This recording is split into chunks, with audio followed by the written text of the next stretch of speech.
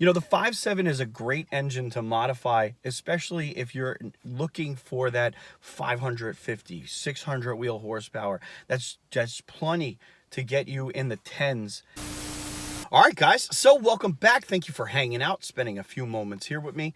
If you're new, definitely make sure you hit that subscribe button. I really do appreciate it. Now, today we're going to be talking about how you make your 5.7 go a little bit faster on a shoestring budget. Now, obviously, there's a handful of other options out there like custom grind cams, long tube headers, etc., that are going to net you better results. This is for those that are really on a tight budget.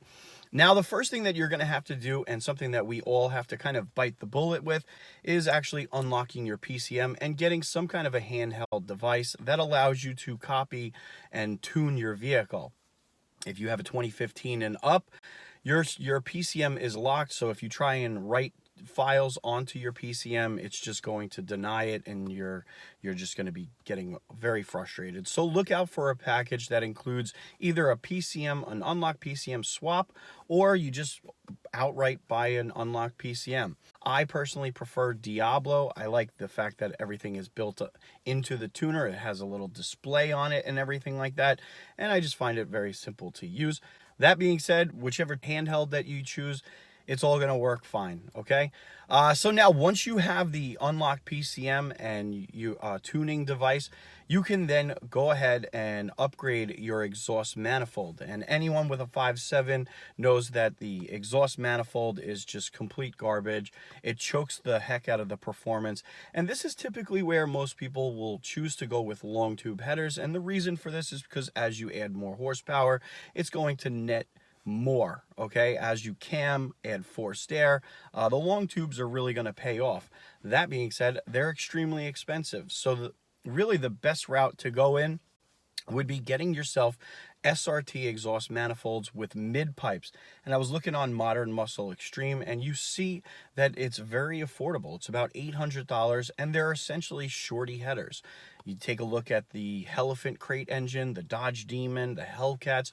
They all use those SRT exhaust manifolds, and they're making some pretty big power.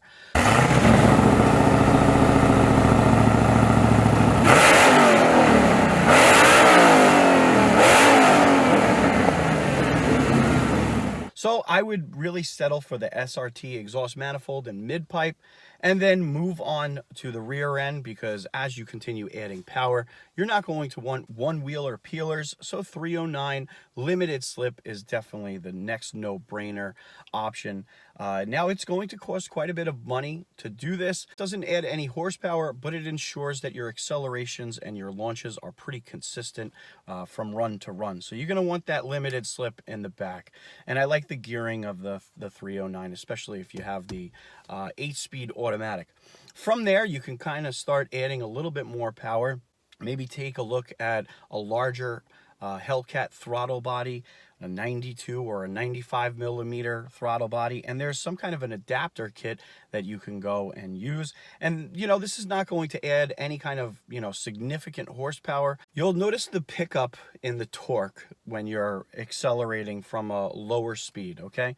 From there, you can start dabbling with intakes like a Hellcat lower air intake or a Mopar air intake.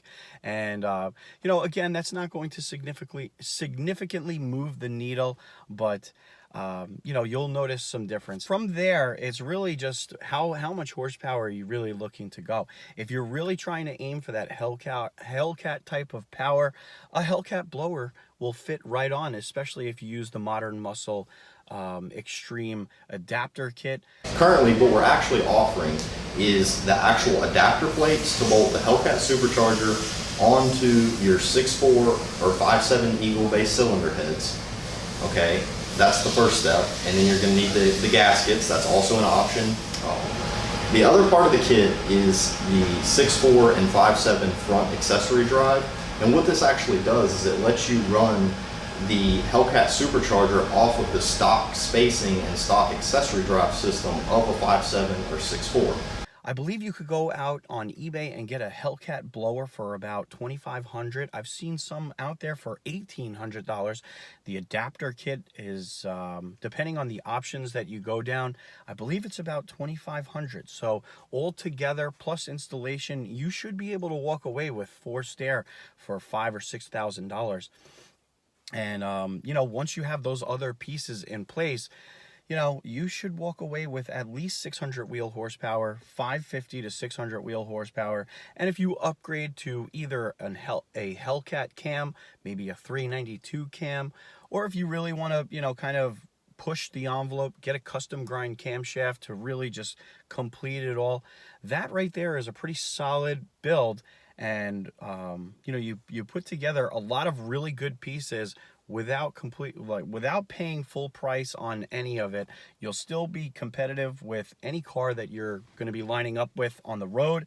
Now, obviously, if you want to really go crazy, then you have to start forging the internals. You have to start upgrading the fuel pump. And believe it or not, if you do the Hellcat fuel pump, you're going to definitely need larger injectors. Most people go with a Demon injector, which is a little bit cheaper than if you go with 1050X injectors. You have to upgrade your pump. So you could go with probably a 400 or a 450 single pump. You will likely be able to use the stock lines and fuel rails. So, you know, that shouldn't be an issue. But if you start cranking up the boost and you really start wanting to go past that 600 wheel horsepower, then you're going to be in the neighborhood of, you know, you're going to have to upgrade your transmission. You're going to have to do a dual pump, new lines, and that's where it starts to get forged internals. That's where it starts getting expensive. So, you know, the 5.7 is a great engine to modify, especially if you're looking for that 550, 600 wheel horsepower. That's plenty to get you in the tens, low tens in the quarter mile, and it would definitely make you very respectable if you're doing any kind of roll racing out on the streets. So definitely let me know what you think in the comments below. I'll tell you, there's a lot of really good avenues to build power, and this is pretty much just the cheapest of the options. Going with a 392 cam, many 5.7 guys have done it and walked away with great results. Same thing with SRT exhaust manifold. Same thing with Hellcat superchargers. You take a lot of the trims, the performance pieces off of the top trims and put it on the 5.7. I'll tell you, you walk away with quite a bit of horsepower. So, all right, guys, I'll check you on the next upload. Hey guys, I want to do a quick video this morning about the wiring work. A couple people had questions about it, if I cut it, if I didn't. So I did not cut it. I cut back all this black stuff all the way back to about 6 inches behind the motor. Now, all that plastic, strut bar, wipers need to come off to make it a lot easier for you guys.